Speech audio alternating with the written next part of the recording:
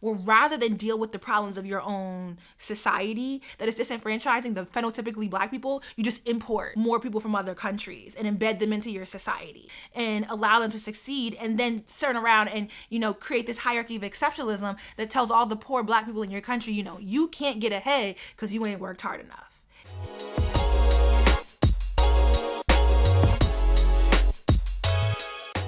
Hey guys, it's Julesy, and we are back for another video. I know, rare sightings, because baby, sis is overwhelmed. I am trying to stay afloat.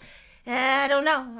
How are we doing? I can't tell you right now. Check back with me next month, my birthday month. Okay, maybe we'll be feeling better, but the beginning of the year is always kind of a hard time of the year for me. And I'm in grad school, running a book club, doing Patreon, and this YouTube channel. So babes, 20 out of 10 overwhelmed. That's where we're landing at right now.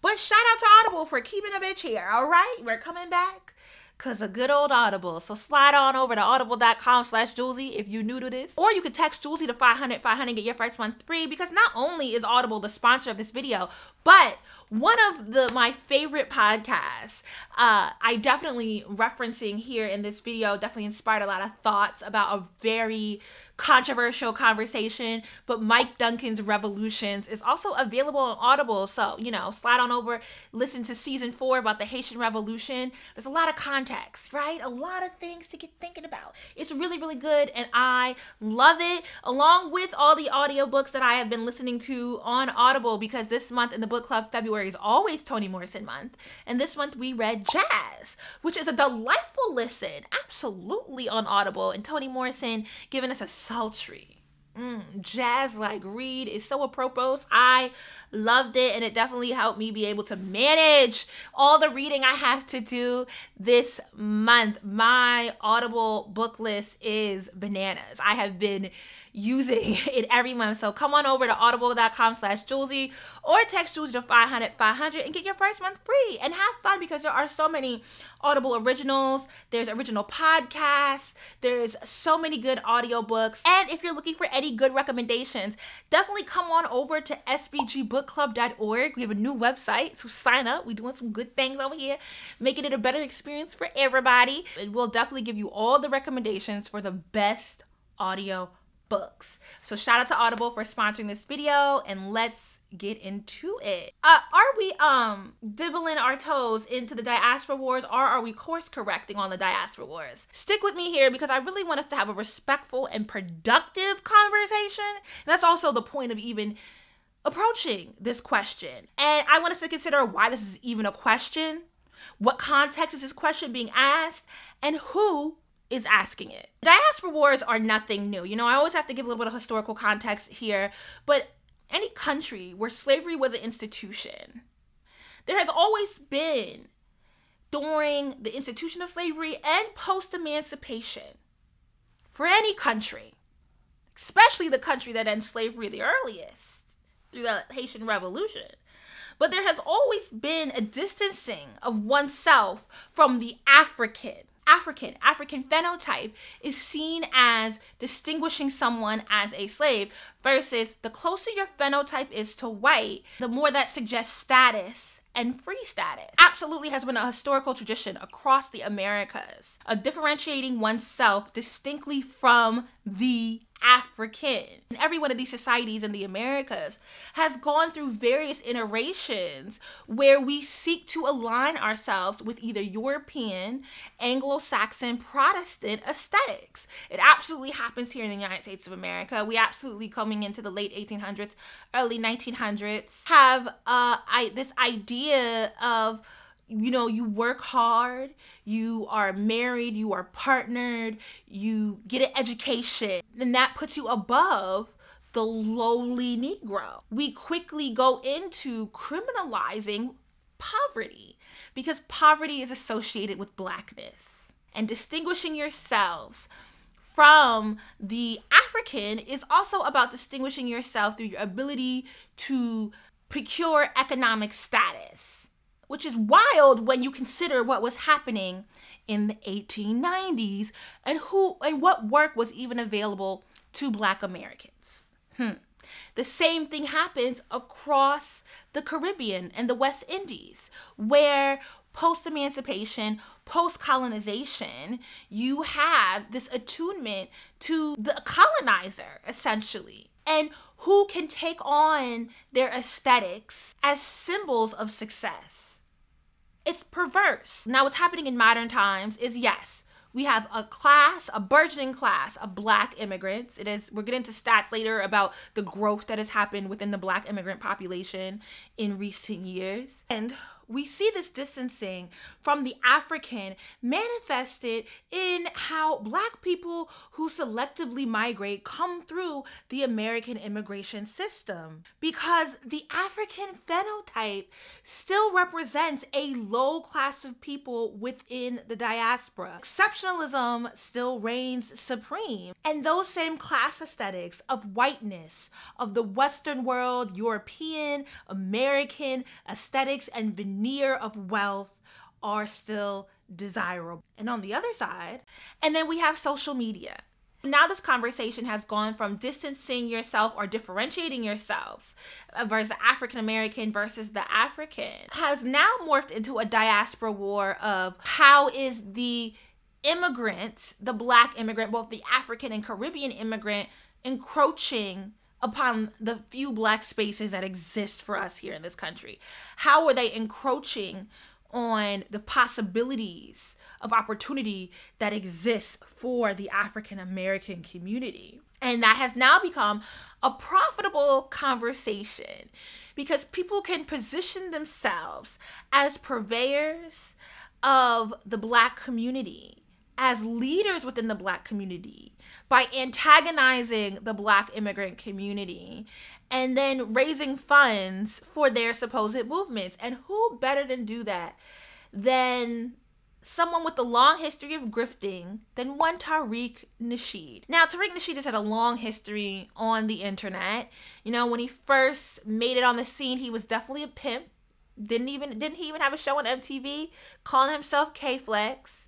You know, when YouTube came about, he was up on YouTube telling Black men to go to Brazil and get them wives because Black women had too much attitude. He was beefing with everybody he could beef with.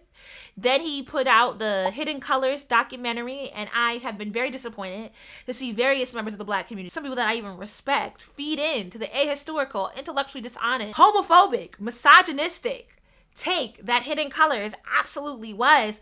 And the crazy part is that you really can't even discuss Nasheed. Like, you know, I understand that in having this discussion and the little bit that I'm going to talk about him here in the intro opens me up to a sort of antagonization that is extremely difficult for people to weather.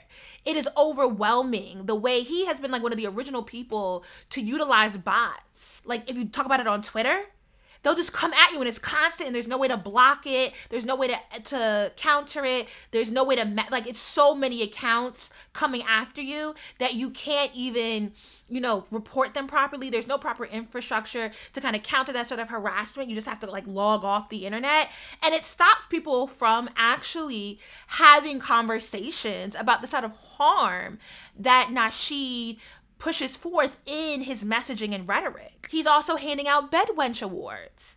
You can find that here on YouTube. He does it on Twitter, calling Black women bedwench, a term from the slave plantation, in which, what I've discussed in previous videos, the United States of America, the institution of slavery relied on the forced reproduction in order to produce more capital through the births of Black bodies or Black children. So violent to take a term that was used by the slave master against Black women that they were using to breed and throw that at Black women in the 21st century. And so he pivots to the foundational Black American, which is curious because in the first Hidden Colors, he definitely spent a good bit of time claiming that Black people existed everywhere and that we are all, you know, Mansa Musa.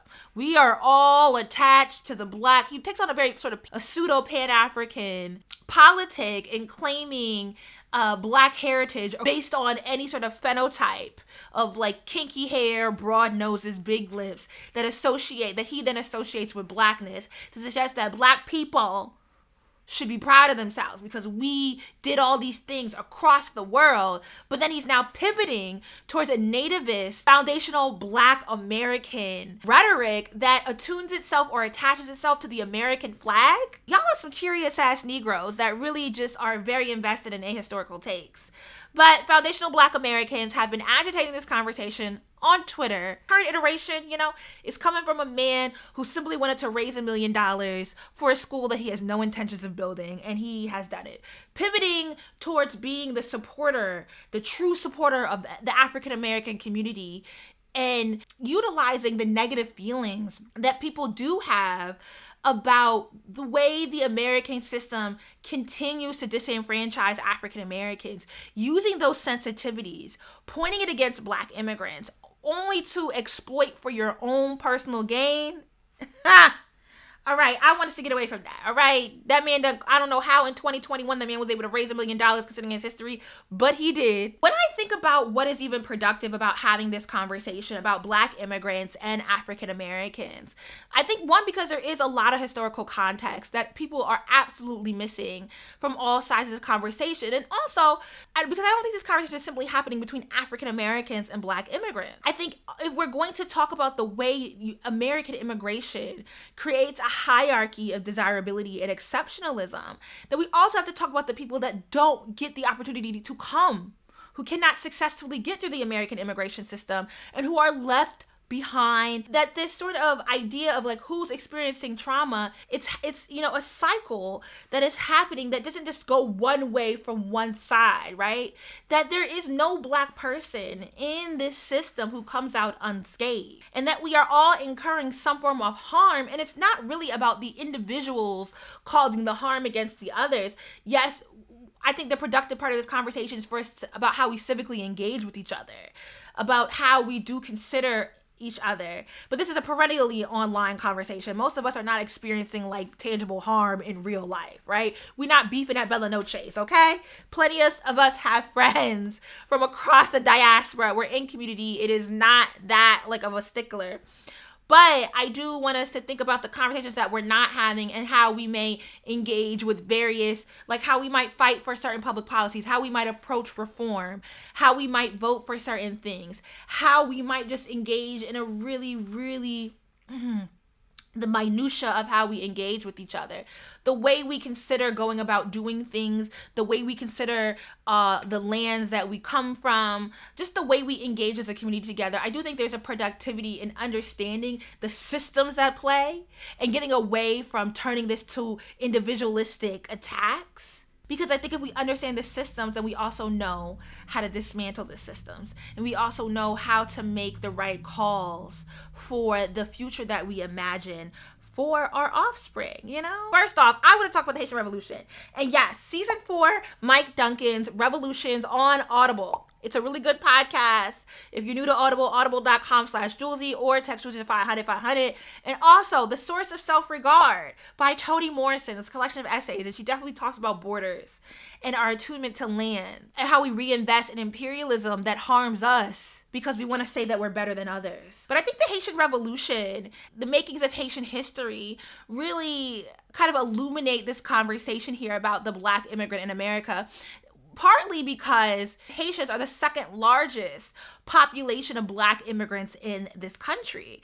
And I think the way that they have historically immigrated to America really speaks to different hierarchies that exist, but also how those hierarchies are also rooted in how society is structured in their home country. Talk about the early sort of diaspora wars about, seeing the African as the enslaved, because Saint-Domingue was originally colonized by the French, and they definitely had this belief that interracial reproduction was a means for manumission, and that if a Black enslaved woman had a child with a white man, and that man could then decide, especially if he was a property owner, if the Black woman and his child should get freedom. And so out of that, we get what is in Haiti called, I understand Haiti isn't about to post to have a Haitian Revolution, but we just gonna keep calling it Haiti because, baby, I can't speak no French. It's Saint-Domingue, what?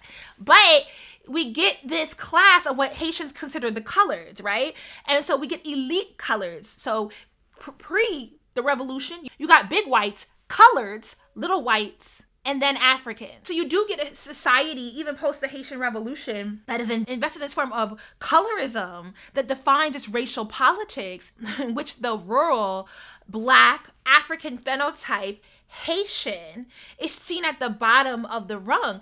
And, you know, what really is illuminating, and listen to Mike Duncan's Revolutions podcast, is when he's breaking down, you know, how did Haiti even end up in debt to the French? And you have this class of elite coloreds who also come to own their own human capital, their own land. And during the French Revolution, we're over there trying to be like, hey, you know, we ain't trying to really end slavery in Haiti. We just want to be seen as equals. We want to see them as French. And so you have this class of coloreds who are consistently undermining the broader community of Haitians for their own vested interests. And then you have imperial powers come in, you know, the big stick Teddy Roosevelt and the occupation of 1950, the French doing what the French did historically, and all that mess. And then the history of Haiti, and subsequently who gets to immigrate, how they immigrate to America, is a good example of the way exceptionalism is deeply detrimental towards liberation. You have part of the reason why Haitians are the second largest population of Black immigrants in this country is because of the political strife that was manufactured in that country by American and European imperialism. And this also speaks to what's made this conversation differently about immigration. Because pre-2000, the bulk of Black immigrants in this country were political refugees. Now, when you go into the broader Americas, the broader West Indies and the Caribbean, there's been a constant transfer of Black bodies through the Caribbean, both through forced migration and selective migration due to labor needs.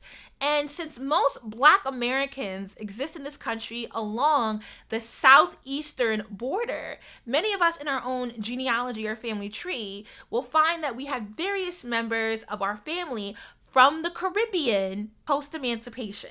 So I think this conversation has taken new legs because the Black immigrant has changed within the 21st century. The largest Black immigration populations in this country are 1, Jamaica, and then 2, Haitians. Now, a burgeoning class of Nigerian immigrants has definitely broken through in the 21st century, and that has absolutely changed the landscape of Black immigrations. And we're going to get into that specifically with all the statistics, but the root of that has been, I know some movements like to go back to the immigration policy of 1968.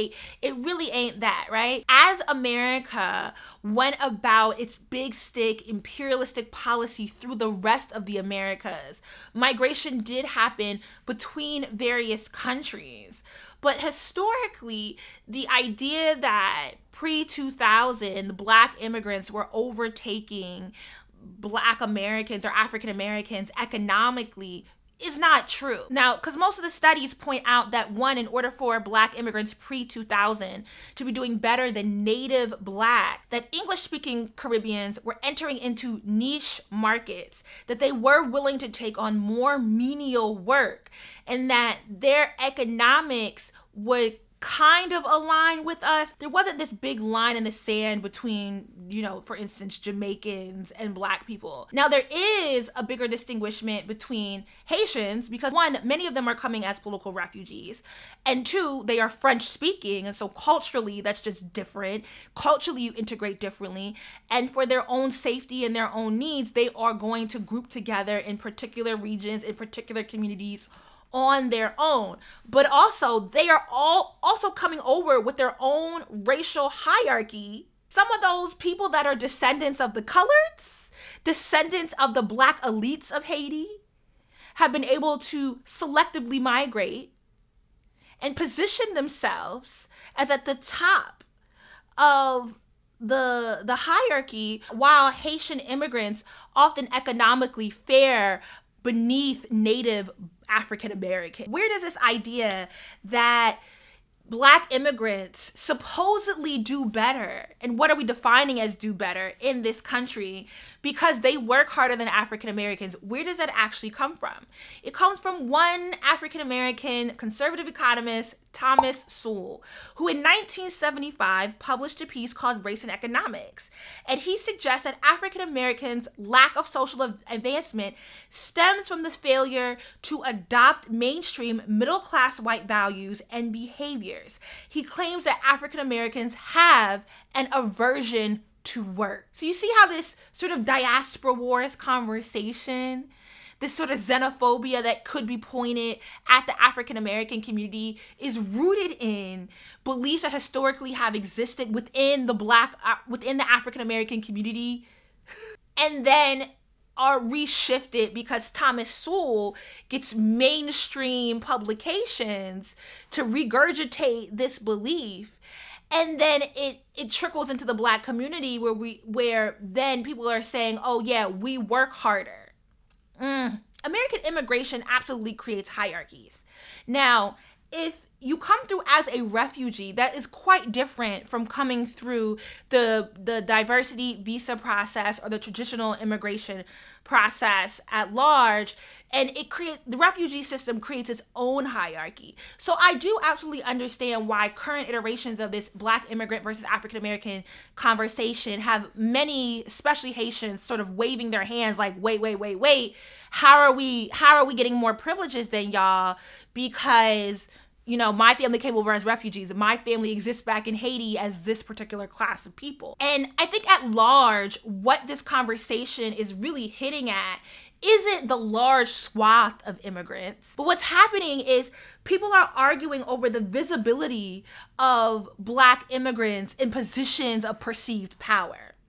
African immigration has increased over 120% post-2000. Now, what happened is we had the diversity visa lottery program and the increase in the number of immigrants admitted on the basis of job skills introduced in the Immigration Act of 1990, which provided easier paths for highly educated African immigrants to come to the United States. And I know a lot of people think lottery program, that it's literally you put an application in and they roll it around in this big barrel and they pull your name out. No, babes, that is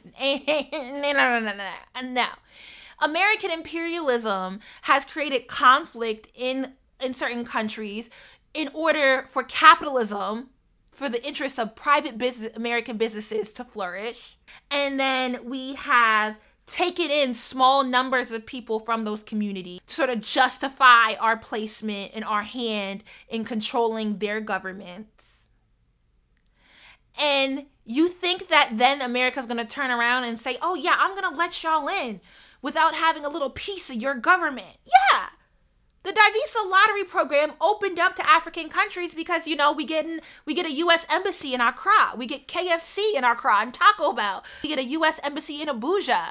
And then we also then have military bases in northern Nigeria. There's a trade-off happening here. We'll let more people in, but we are absolutely not letting go of how tough it is to get into this country and how we want a very particular type of person to come into this country to suit our own American imperialistic needs. I don't understand in this conversation about immigration saying, well, we immigrated to this country because of what America did to my country. No, absolutely. I understand. Some people are fleeing their countries as political refugees because of American imperialism. But you can't then come to this country and turn around and look at the African American who was the first person harmed by American imperialism, because what the fuck is slavery? And think that, oh, you've wasted the opportunity at succeeding in a country that has ruined my own country. What? That doesn't make sense. But it also doesn't make sense for African Americans to be wildly antagonistic to immigrants on the internet when it's a system ensuring that certain people have the best opportunity of getting into this country. Absolutely. American immigration, both through the Immigration Act of 1990 and then the Diversity Visa Lottery Program, and both programs require copious amounts of money, copious amounts of funds, and still maintain immigration to America as a psychologically violent experience for any Black person. But this hierarchy also creates a hierarchy in the home country versus the people that get to immigrate and the people that have no opportunity and get left behind. With that 127%, increase in African immigrants post-2000. We have seen a significant increase in the Nigerian immigrant. 1988, 3,343 Nigerians were admitted into the United States. Between 88 and 98, 63,771 Nigerian immigrants were admitted to the United States. By 2013, it was 262,000 Nigerian immigrants. And overall, 49% of all Nigerian immigrants in this country came after 2000, which means in the span which immigration opened up in the 1960s, between 1960s and 2000, a 40-year period, we see within a 20-year period, almost half of that population is getting here within a 20-year time span. And really, this is only a 15-year time span because most of the data stops at 2015. Where you have a slower trickle over 40 years, you see a quick uptick with the diversity visa lottery program. And all the studies around the Nigerian American community here really kind of touch on a few distinct cultural happenings within the Nigerian American diaspora. The shift of immigration has focused on highly educated. There has also been a bigger increase in Black immigrants who are coming over focused on education because that is literally a requirement of the immigration process. And Nigerians, since they are not coming over largely as political refugees, rather they are coming over via selective migration. They are one of the first Black immigrant communities to fully and mostly come over, not because of imperialistic agitation deadly happening in their home country, but because of the opportunity and the possibility that they perceive being offered in the United States.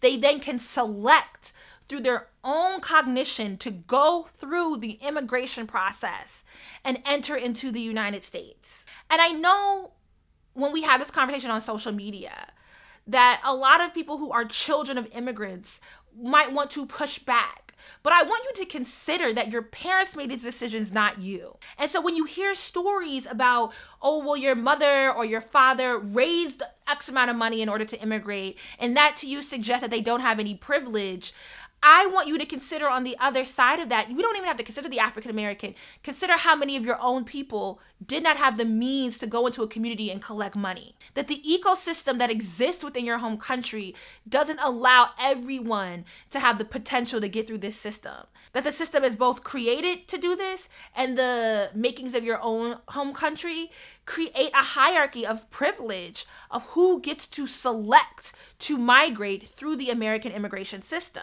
Nigerians are currently the third largest group of Black immigrants in this country, and they are expected to supersede Jamaican and Haitian migration to this country.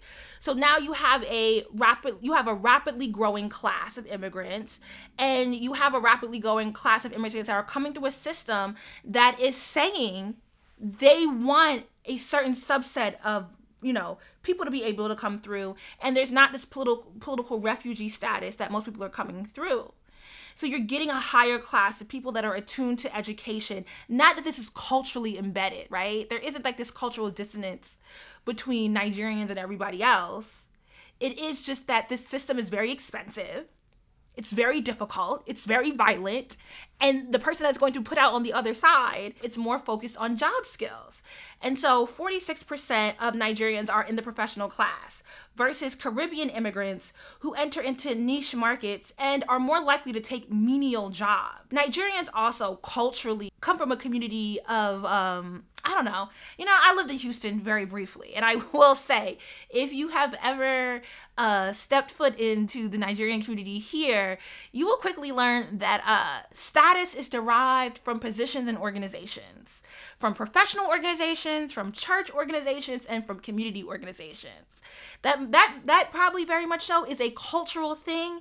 And because, again, you have a community of people that is broadly coming over through selective migration, through them selecting on their own cognition to migrate, they are better situated to create organizations and to raise money through those organizations. And so I think what's happening in this conversation, also resurging, is that the Nigerian American immigrant has changed the landscape of immigration.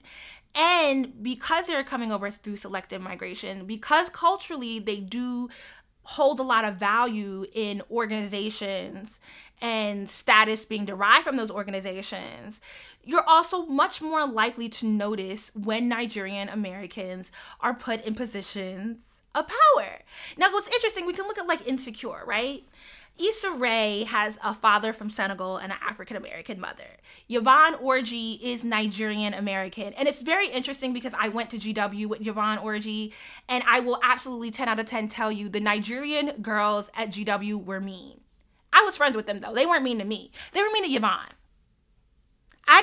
You know what I mean? There was also an article that I read in preparation for this video that was talking about the issues within the Nigerian American diaspora continues to persist within the organizations that they curate, right? So I think it's very interesting though, you know, like I got to GW in 2003, and so like the girls from the international Nigerian students were very like Yoruba and anti-Igbo, and I knew nothing about it. And Yvonne is definitely Igbo. But now Yvonne is a Hollywood star, and she is very loudly, proudly, you know, Nigerian.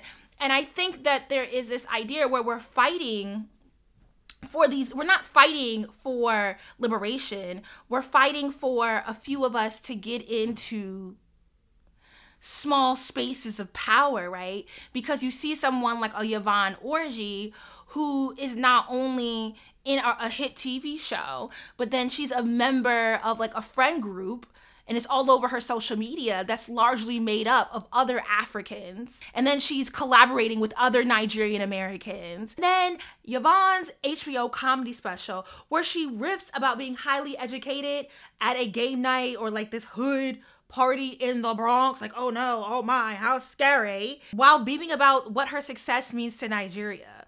The exceptionalism, the classism, the romanticism was loud, okay? And in contrast, the agitation against Issa Rae isn't as loud, or it doesn't stick the same, because while Issa does absolutely take pride in all of her cultural heritage, there isn't the same loudness or classism baked into her cultural recognition. And then you're having a Nigerian American award ceremonies, but you're also being awarded at the Essence dinner. You know, the Black Excellence Awards. Yeah, the NAACP Image Awards, right? You're creating spaces that are uniquely for, not really, I mean, to be honest, it's not for all Nigerians. It is absolutely for Nigerians that can feed into a very specific aesthetic of power and positioning. But then you're also showing up at the African American award ceremonies. And that's what this agitation is happening, right? We're agitated, and we're having these discussions about the overrepresentation of descendants of immigrants at Ivy League schools. We're not trying to make a quality education more accessible for the Black community. No, we're expensing time antagonizing individuals because we feel some type way about how they get to be loud and proud about their attachment to institutions of whiteness that yield power, and how few African Americans actually get into those positions. We're not challenging the way this reinvestment of white supremacy harms all of us collectively. We're challenging who gets access to those places of power. And that's not productive. That's not helpful. That's not useful. We're not attacking the system, right? We're not trying to dismantle a system that creates so few spaces of possibility, of ability to succeed and create wealth for your family. We are participating in the maintenance of those positions, of seeing those places as exclusive, as elite, and putting value on those positions. But we're antagonizing who gets access to that, right? And so that's not to suggest that every person, regardless of where they immigrate from, or every Nigerian that comes into this country ends up in a position of power. Because again, there's a hierarchy that exists, and this hierarchy exists in their own communities. If you ever have the ability to walk in, babes, I did not realize my brief period of crashing trads, traditional Nigerian weddings, put me on to, ooh, child, these hierarchies that babes, wow, I'm just here for the jollof. You know what I mean? Just plastic plate. Is there some suya? That's all I need. That's all I need in my life is say. You know what I mean? There's also a hierarchy of who gets to stay, because some people make it through the system and get kicked back out. Some people are fighting so hard because the ability to get through the system does suggest that you are a privileged person. It is a signifier that you were able to migrate. And so people will risk their all to get through. And then that sort of trauma also gets placed on their children who don't have a decision in this, are just getting forced into a very violent system, right? I'm highlighting all these things, right, because there's so much nuance in this conversation. Immigration is an excessively violent system because of American imperialism, but also because of the way American imperialism is functioned, and because immigration has absolutely been shifted to focus on who can align themselves with American imperialism, who can align themselves with a certain class of workers, and who is not going to challenge the system, who then gets in. And it creates a hierarchy of exceptionalism. It's not to say that people shouldn't immigrate to this country. I, for one, am not invested in borders. I, for one, am absolutely not invested in maintaining a system of white supremacy that keeps the bulk of us out. But I do just want us to all be a little bit more mindful about how we romanticize our ethnicity, how we will position ourselves above each other in ways that are absolutely harmful in rhetoric. I think you should absolutely be proud of your culture, but I would absolutely encourage people to not hold on to systems that are harmful to the broader Black community. I think it's true that the ability for Black people to come to this country and immigrate through selective migration and prosper does come on the backs of African Americans and the civil rights movement. I also think we cannot make that statement and not acknowledge the influence of Caribbean immigrants and the decolonization movement and the civil rights movement that was happening at the same time, and the cultural exchanges that were happening not only with Caribbean immigrants in this country, but with our Black leadership, you know, being able to travel and collaborate with various thought leaders from the Americas, across the Americas, that it wasn't just like this idea of getting through the history of slavery and the history of Jim Crow is not something that African Americans distinctly went through separate from the rest of the Americas, that we do have of Black people of the Americas, we do have some shared, deeply embedded liberatory history. And that for us on either side to hold on to xenophobia is extremely mindless. But we have all been harmed by an imperialistic system that seeks to own the Black body, essentially, in some way, shape, or form.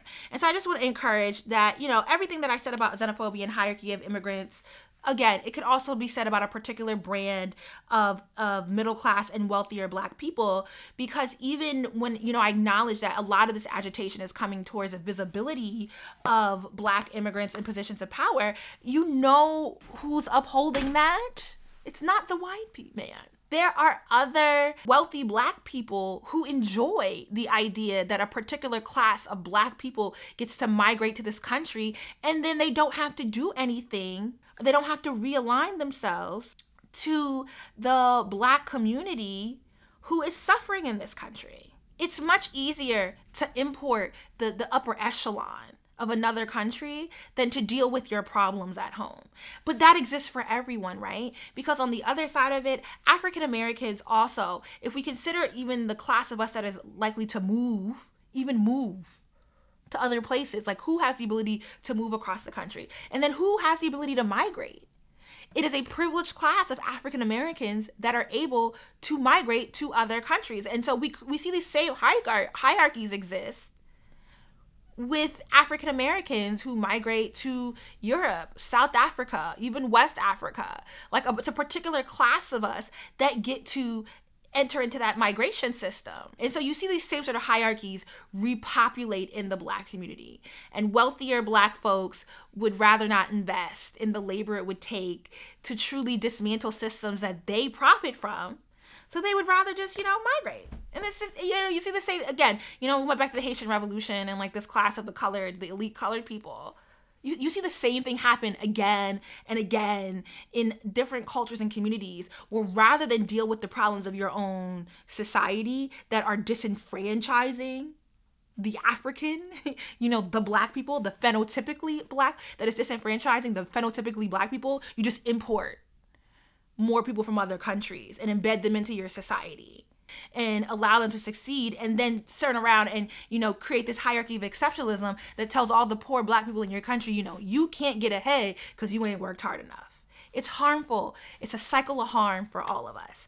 I hope that wasn't too much of a tongue twister. I hope, we can have some productive conversation from this, and I've inspired some new ways of thinking. And as always, if you want the syllabi that includes all the sources I use for this video, come on over to my Patreon, patreon.com/Julesy. As low as $2 a month. You can get a hold of all the syllabi for any videos that I produce.